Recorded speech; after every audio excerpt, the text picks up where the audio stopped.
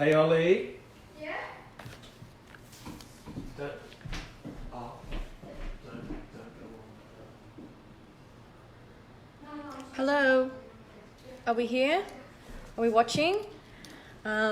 Something has happened to Facebook and I can't appear to go live from my page. We're here, watching. Hey Em, hey Johnny, Kate, Carmen, Vanessa, Gemma, Brent, Valley, how are ya? Legend, Brent, Britt. Okay, cool. We're all here. You can hear Adam. Yeah, I know. Sorry. A few technical difficulties tonight. Okay, so tonight we are going to talk about the COVID-19 testing. And, okay, we good? We're good? Okay, so tonight we're going to talk about the COVID-19 testing, and I'd like to announce that we have some fantastic news in Australia. The prerequisites for getting a test have now been amended, and previously you could only have a COVID-19 test if you had returned from overseas and begun to feel unwell, if you had been in direct contact with a COVID-19 positive patient. So now the regulations will be relaxed, and anyone who is hospitalised and suffering COVID-19 symptoms can now get a COVID-19 test, which is awesome. That means that the tests we were waiting on last week have now all arrived. I think there was 100,000 tests that have just come in. Great news for everyone who is becoming unwell as the number of diagnoses begin to increase. So a bit of peace of mind for people who maybe have been a bit anxious about that. An update on the point of care testing. So we know that the testing that's going on right now, it takes between 1 and 2 days to get your test results back, and that's because that type of test requires some laboratory work, and so your sample needs to be sent off to a laboratory, and then that sample is then processed and analysed. The point of care test update, which is the test where it will be a finger prick, and then the test will take about 10 minutes, and it will tell us if you have any antibodies circulating in your blood. And we develop antibodies around the 2-week mark past being infected, so around that time that you begin to show symptoms. The great thing about these tests, you will actually be able to see whether you've had COVID-19 in the last 12 months. So even later on down the track, we'll be able to do a full survey of the entire population and look at the real spread and what the diagnostics were really like. Okay, so I'm not sure if anyone knows anyone who's had the test or you've heard anything about them. But what I will tell you is that the tests contain a nasal swab, and I'm going to crack this one so it will no longer be sterile. The nasal swab is quite long and intrusive, and it actually goes all the way back into the back of your nasal cavity. So they're quite painful, the tests. Then the sample is collected on the end of this little sterile tip, and then everything is labelled and it's sent off to the labs. When the sample is received by the labs, they process it, and the processing takes about probably anywhere between 2 and 4 hours, depending on the capacity of the specific lab that it's been sent to. But what happens is they extract all of the genetic material out of the sample, and then they take that genetic material and they add in some ingredients that will stick specifically to COVID-19. And then they put the sample with the specific ingredients to detect COVID-19 into a machine, And then over the next 2 hours, that machine has a series of temperature increases and temperature decreases, and that replicates some of the systems within our body, how we regenerate genetic material. So that gives the lab a chance to what we call amplify up the genetic material of the COVID-19 virus, and then while that process is happening, the analysis machine attached to the equipment is actually spitting out these little graphs, and depending on the size of the graphs that pop out as the machine's running through the test will determine whether you are a COVID-19 positive or a COVID-19 negative.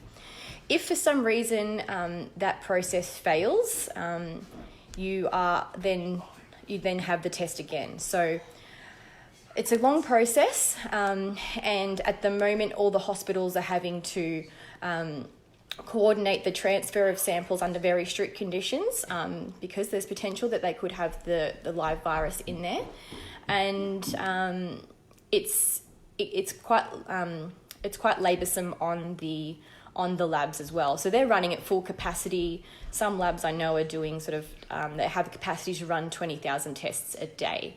So that's a lot, and that's the current swab test. Now, the new test, the point of care test, will be a blood prick, and so it will give you it's a little cartridge, and the blood goes into the cartridge, and it will basically give you a line for a positive and a line for a negative. And when you have the lines on there, it's very similar to a home pregnancy test, so very rapid, and the specificity is now being looked at by the TGA. These tests have already been approved by the FDA, so that's in America, and the CE, which is the European Union of Therapeutic Goods Regulation, so our counterpart in those areas. So your good news that you will eventually get tested one way or another, if you want to. There's going to be a little bit of time before those point of care tests are approved in Australia. We are getting them in for researchers at the moment, and that's a different side of the COVID-19 projects in Australia. So we are getting them in for researchers so that they can use them when they're looking at the vaccines and the effectiveness of the vaccines in developing an antibody response. But we will have them for the public soon. I estimate we'll have an approval in probably 4 to 5 weeks. And from there, it will be a rapid process. So hold tight. Okay. Now, I can't quite see on the feed because I'm coming to you from my phone. So I'll see if I can pull it up on my computer. This is the bad thing about this one-way conversation, is that I don't get to hear your questions. It's very frustrating. Okay. Oh, I can see the live. Okay. Can I join it? The feed, because I'm coming to you from... Oof. Okay. I can see the questions. Okay. Nice top. Thank you. You may have noticed that I'm quite partial to a white top. This one is on loan and it has been decontaminated from my stepmom. So thank you very much, Emma. Okay, I'm going to go back to these questions now, if we can. Okay. Hello from North Queensland. Hi. Hey Taya and Jez. How are you guys? Hey Sean. Yeah. Hey Melina. Hey Ashton. Claire. Okay, Rachel. Hi from the Sunshine Coast, Queensland. I have a question. I'm in mandatory quarantine after travel. What happens after day 14? Does that mean if any of my family had it and no symptoms, I won't pass it on? What? I'm in mandatory quarantine after travel. Okay, cool. So you're in quarantine, so I'm presuming you are following the guidelines and not seeing anyone else. I know that the current information being given to passengers arriving is telling the arriving passenger that people that they live with are allowed to come and go. that baffles me. That is probably 2 weeks behind where the government should be, what the government should be advising people who are arriving, but that's not for me to say. I can only educate people who are here with us now. So what happens after 14 days? Well, after 14 days, you are through your quarantine, which hopefully you haven't developed any symptoms, and you are deemed at not risk of passing it on to others if you've had it. It's hard to tell without being diagnosed. So sorry, that's all I can say on that one. Hey, Augie, CJ, hey Mel. Sean. Okay, I'm waiting for some questions. Any questions, please pop them in here. Can any pathology labs do these new tests, or is it only hospital or other specific labs? So the tests can only be analysed by specific laboratories that have been approved by the WHO. So there are certain, before I mentioned about the specific ingredients that would go into the test that will allow us to identify the COVID-19. So that whole testing process has to be approved by the WHO, and then for a laboratory to be able to run those diagnostic tests, they have to have been approved by the WHO. I believe in Australia there are a number of different diagnostic labs that are approved for diagnosing infectious diseases. So it's not a matter of having too few labs being able to do it. Okay. So no, not any pathology lab can do it, and it's actually not a pathology lab. So it's actually it's called a QRT PCR test. Okay, will the blood test be as accurate as a nasal swab?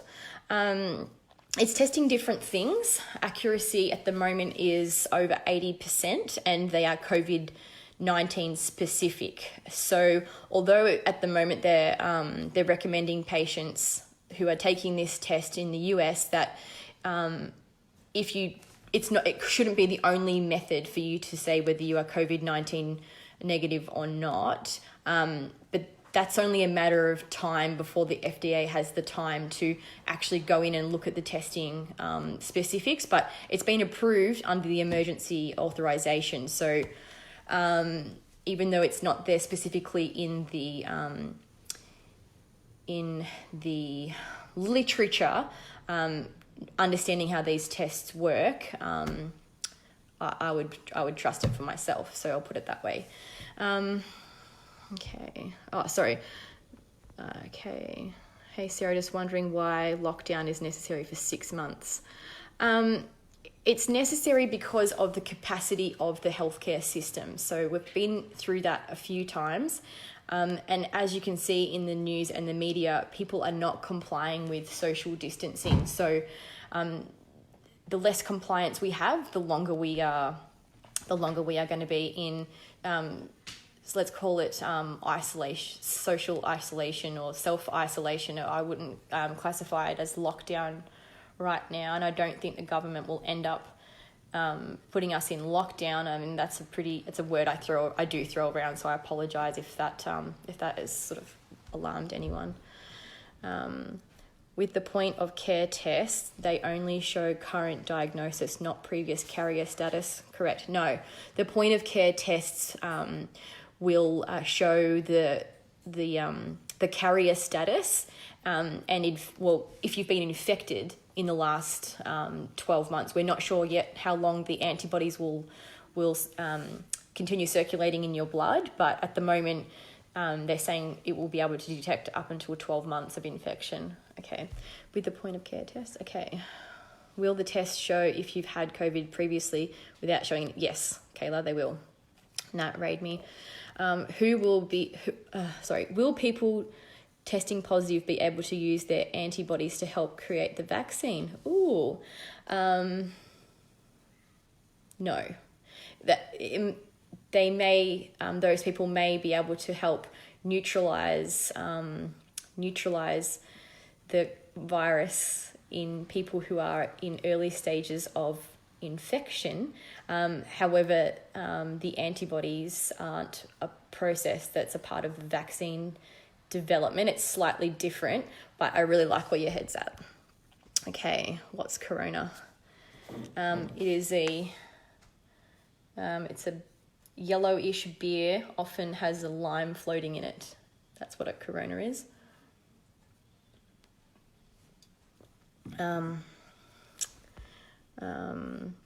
Okay, looking for a question.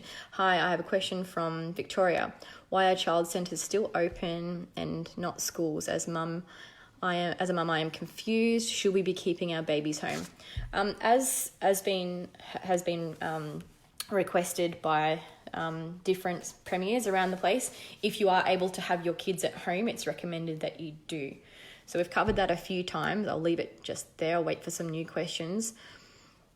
So the faster those ones come out, it will be amazing for all. Absolutely. Because it means that we'll potentially be able to resume some normality sooner. Okay. How long is the virus alive on the surface? I might let some of the FARDY factors reply to some of these people if you know the answers. We've talked about some of this stuff before, so I'll just address new questions. My husband has Parkinson's and diabetic. Is he at risk? He has an underlying health condition, so if you have a look at the WHO guidelines around risk, and I think it's time, I will post some of the analysed data tomorrow about the different risk factors in even the differences. So the differences in age, your risk compared to age, your risk compared to sex, your risk compared to underlying health conditions. And I had some questions about risk in terms of occupation, so I will be looking up that one as well.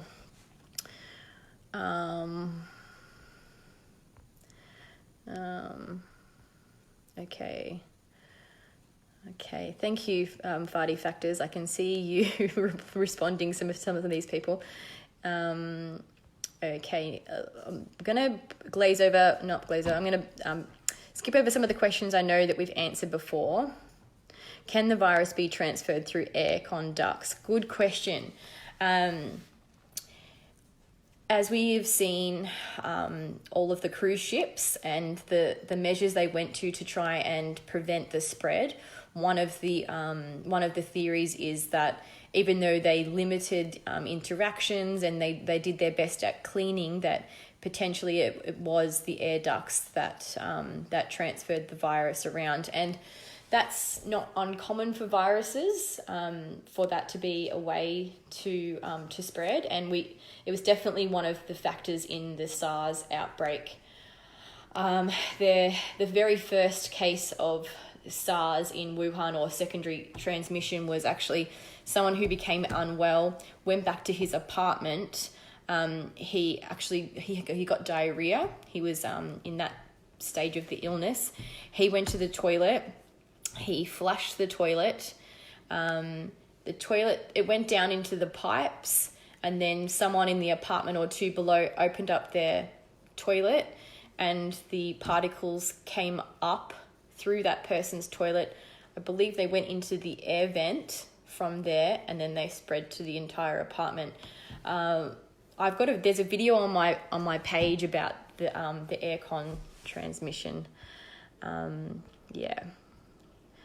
Okay, well, according to the 7:30 report tonight, the virus lasted on surface on cruise ship for 17 days, which is terrifying.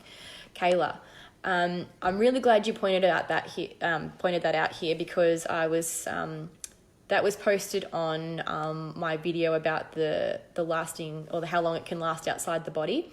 I went and had a look at the CDC report where that story came from, and I read through the entire report, and it is reported on after that Diamond Princess that no one had been into these rooms for 17 days and they still detected COVID-19 on the surfaces.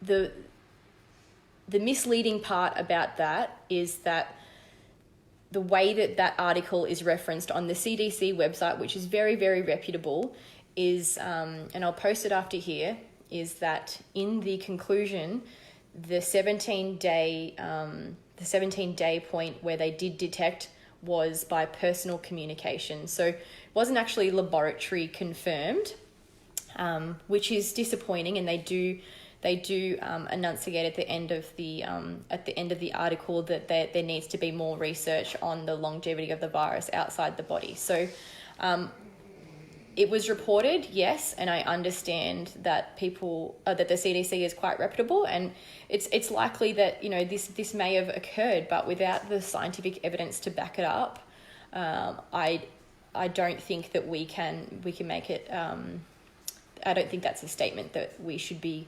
entering into. The scientific studies that were published 2 weeks ago, they saw a rapid decline in the virus on surfaces after 3 hours. So, I trust the study that's been reviewed and in a controlled environment, and I trust that at the moment. I'm happy to be corrected on that, but let's wait for the studies.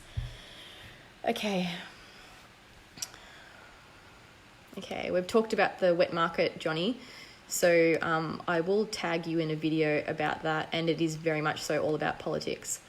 Okay, cool. We've been almost half an hour, so I'm going to leave it there because it's my beautiful partner's birthday, and we are going to have some birthday cake. Yay! All right, so good night, everybody. I will get back to your questions later. Dr. Dan couldn't join us tonight, but he'll be back tomorrow. So enjoy your night, guys, and stay safe and wash your hands. Bye.